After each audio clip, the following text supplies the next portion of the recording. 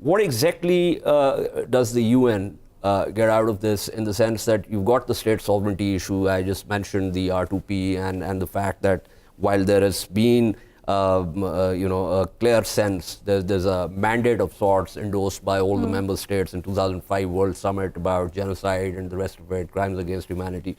But there's also criticism of the fact that sovereignty is a very important issue, and generally speaking, if we go into the conceptual thing, that it's a constructivist more than the realists who want this kind of thing to happen, humanitarian interventions.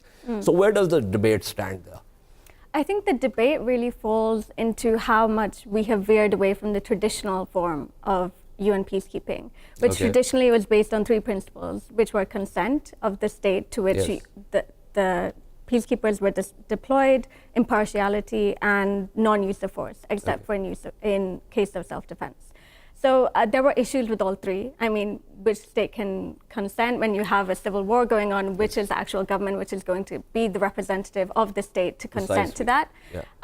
Issues of impartiality. In Rwanda, when the genocide was happening, General Dallaire was writing letters to the Security Council begging them to let him use force to stop this from happening, and also to stop being an impartial party when there was an active genocide going on. And thirdly, the use of force except for in self-defense, even though I think the general was saying that there are rarely cases where you would have to use force.